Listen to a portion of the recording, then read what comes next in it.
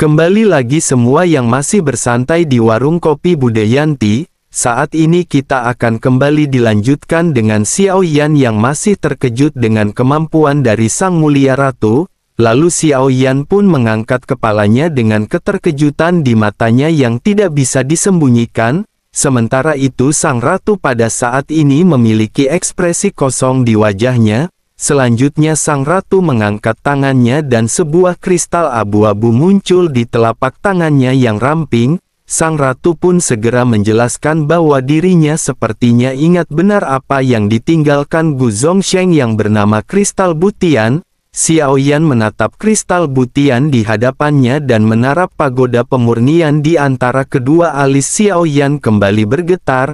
Pagoda pemurnian ini seolah-olah sangat menginginkan kristal butian yang berada di tangan Sang Ratu. Xiao Yan pun kembali dikejutkan dengan hal ini dan Xiao Yan pada saat ini sedikit merenung. Setelah Xiao Yan memperoleh kristal butian dari tangan Tian Wu, Xiao Yan tidak memiliki waktu untuk mempelajarinya dengan seksama. Xiao Yan juga tidak tahu apa yang ada di lantai ke-15 menara pemurnian. Xiao Yan juga bertanya-tanya mengapa pagoda pemurnian di lantai ke-15 ini membutuhkan kristal butian. Xiao Yan pada akhirnya segera bertanya dengan rasa ingin tahu sambil menunjuk kristal butian di tangan Sang Ratu. Xiao Yan bertanya apakah Nanfu mengetahui fungsi benda ini. Xiao Yan kembali berpikir bahwa benda ini menyebabkan Tian Wu bisa dikendalikan. Meskipun kekuatan Tian Wu pada saat itu akan meningkat, benda ini juga membuat tuannya tidak dapat melepaskan diri. Jika begitu permasalahannya benda ini tampaknya memiliki sifat keiblisan yang mengerikan. Sementara itu di sisi lain Sang Ratu pada saat ini menggelengkan kepalanya dan mulai berbicara. Sang Ratu sebelumnya bertanya kepada Xiao Yan apakah Xiao Yan juga tidak memilikinya. Yang Mulia Ratu juga tidak yakin untuk apakah benda ini digunakan. Benda ini pernah disematkan ke pedang oleh Gu Zongsheng dan setelah kematiannya pedang tersebut hancur dan hanya menyisakan kristal tersebut. Xiao Yan pada saat ini mengerutkan kening dan melihat ekspresi dari Sang Ratu. Xiao Yan tahu bahwa Sang Ratu benar-benar tidak mengetahuinya. Xiao Yan lanjut menatap ke arah kristal butian dan meskipun Xiao Yan tidak tahu untuk apakah benda ini digunakan, karena benda ini bisa menghabisi Zhang Misi maka benda ini pasti luar biasa. Xiao Yan pun lanjut bertanya bisakah Nanfu memberikan Xiao Yan kristal butian ini?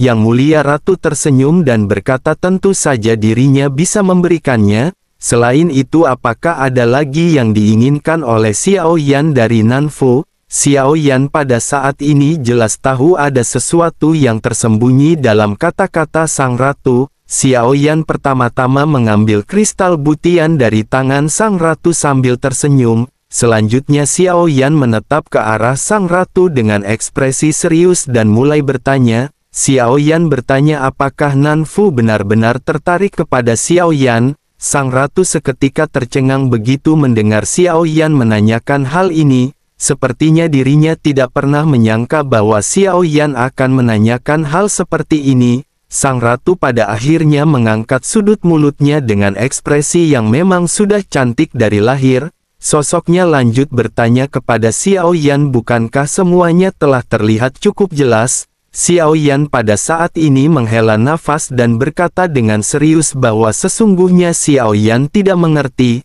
Sang Ratu dengan Xiao Yan sama sekali tidak sepaham, bahkan jika mereka saling mencinta di kehidupan sebelumnya. Hal tersebut berakhir ketika sosok yang mulia meninggal. Xiao Yan adalah Xiao Yan dan bukanlah Gu Zongsheng. Yang Mulia Ratu pada saat ini tersenyum mengerti apa sesungguhnya yang dimaksud oleh Xiao Yan.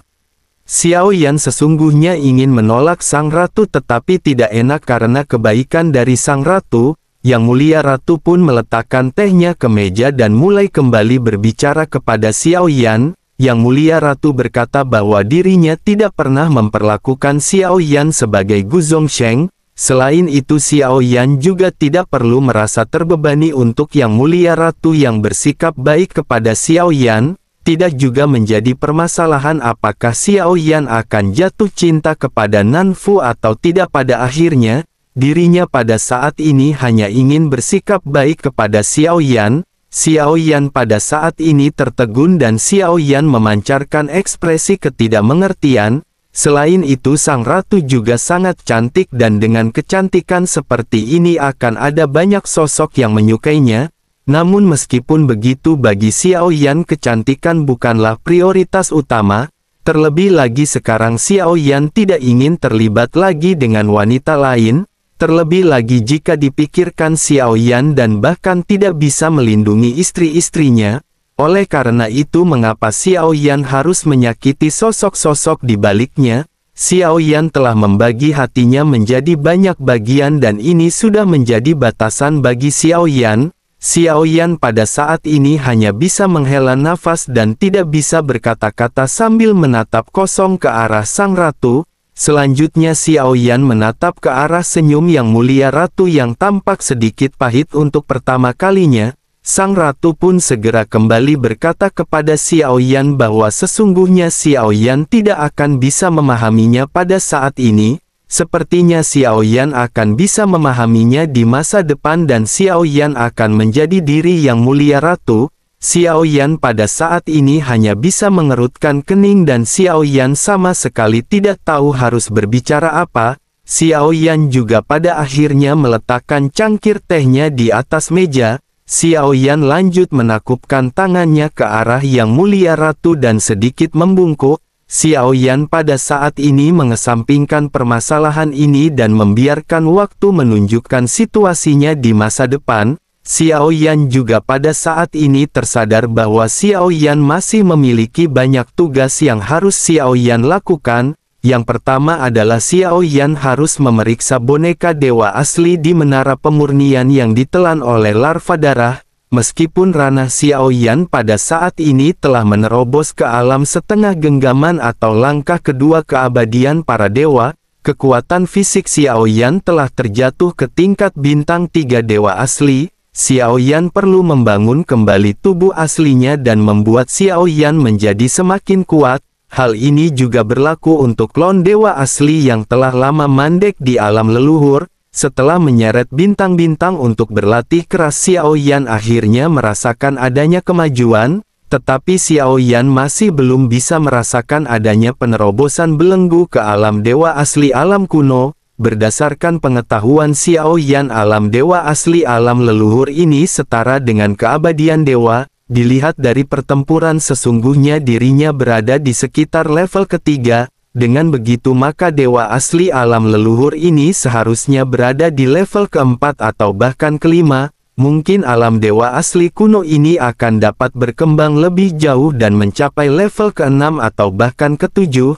Tetapi meskipun begitu ini masih hanya merupakan perbandingan kasar dari Xiao Yan. Dalam pertempuran nyata selain dari ranah itu sendiri, pertempuran akan selalu dipenuhi dengan variabel. Faktanya ranah kultivasi para dewa asli juga bersifat independen. Kekuatan tempur seperti apa yang dapat dicapai oleh para dewa asli di alam kuno hanya dapat dibandingkan dalam pertempuran. Xiao Yan pada akhirnya segera datang ke ruang pelatihan di Bahtera.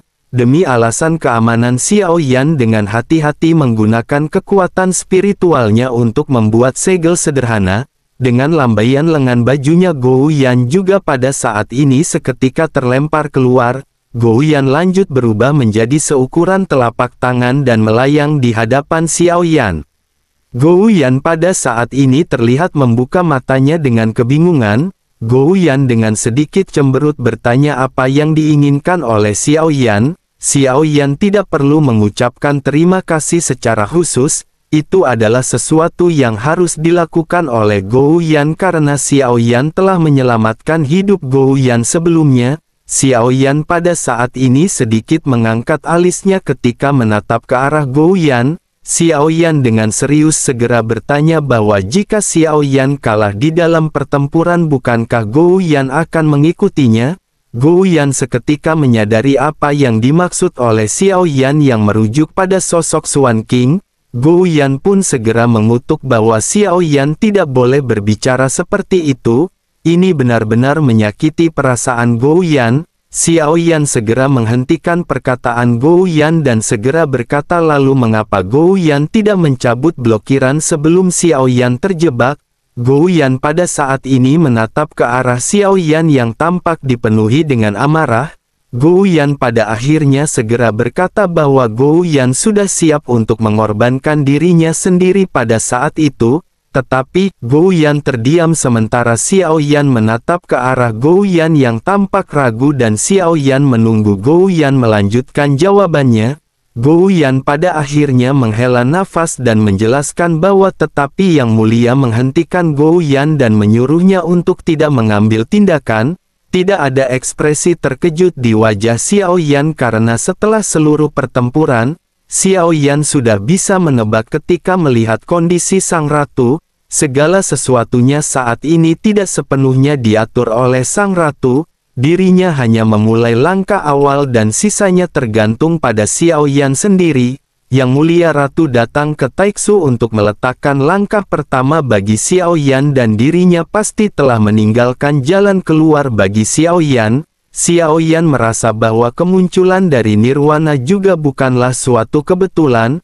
Seolah-olah semuanya adalah bagian dari rencana dan pengaturan sang ratu. Xiao Yan pada akhirnya segera berhenti bertanya kepada Gou Yan dan perlahan-lahan menutup matanya. Sesungguhnya masih banyak yang tidak diketahui oleh Xiao Yan, tetapi Xiao Yan pada saat ini tidak perlu memahaminya.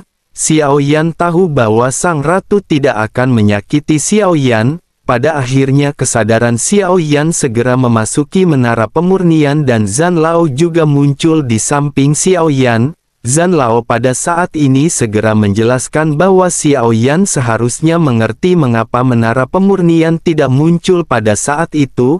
Menara pemurnian ini dapat merasakan bahwa vitalitas Xiao Yan tidak akan terputus, oleh karena itu dirinya tidak menanggapi Xiao Yan. Xiao Yan pada saat ini terdiam karena sesungguhnya Xiao Yan juga tahu mengenai hal ini.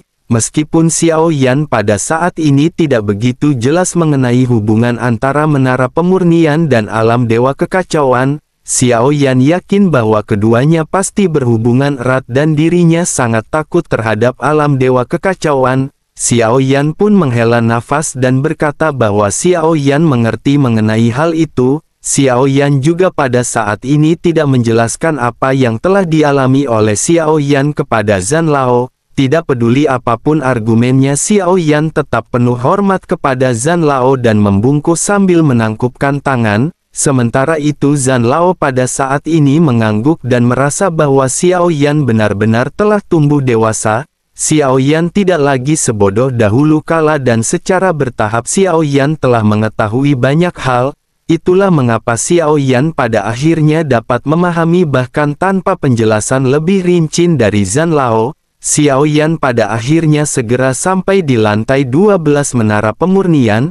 Begitu Xiao Yan memasuki tempat ini, sebuah tinju seketika bersiul ke arah Xiao Yan. Terdengar suara ledakan yang memekakan telinga dan tinju ini benar-benar dihantamkan ke arah Xiao Yan. Pemilik tinju di hadapannya ini tidak lain dan tidak bukan adalah boneka dewa asli yang berada di alam kuno setengah langkah. Xiao Yan pun menyipitkan matanya dan Xiao Yan berusaha untuk menghindari tinju tersebut. Jelas bahwa sosok ini keluar dari perut sosok larva darah raksasa. Dengan kemampuan larva darah raksasa saat ini memang mustahil untuk menjebaknya dalam waktu lama. Hal ini sepenuhnya sesuai dengan harapan Xiao Yan. Xiao Yan pada akhirnya memutuskan untuk mengeluarkan sosok Jin Huanshen. Xiao Yan lanjut berkata sebaiknya Jin Huanshen pada saat ini memperhatikan sosok tersebut. Xiao Yan ingin tahu apakah dirinya mengenali sosok ini atau tidak. Sisa jiwa dari Jin Huanshen dibawa ke sensi dari alam iblis keabadian kuno dan melekat pada Xiao Yan. Namun meskipun Jin Huanshen pada saat ini muncul, suaranya tampak terdengar lemah ketika dirinya berkata bahwa dirinya tidak bisa mengingatnya. Tampaknya sisa jiwa dari Jin Huanshen benar-benar akan segera menghilang dan Xiao Yan mengerutkan kening. Selanjutnya Xiao Yan menatap ke arah boneka dewa asli di hadapannya dan menyapukan kekuatan spiritualnya ke boneka tersebut. Xiao Yan menemukan bahwa boneka ini tidak lagi berada di bawah kendali. Jelas bahwa boneka ini telah sepenuhnya terisolasi setelah tiba di pagoda pemurnian. Ini merupakan kabar baik bagi Xiao Yan karena jika Xiao Yan dapat mengambil alih tubuh dari boneka dewa asli ini, Xiao Yan akan memiliki 2 klon dewa asli. Terlebih lagi boneka dewa asli di hadapan Xiao Yan juga bahkan lebih kuat.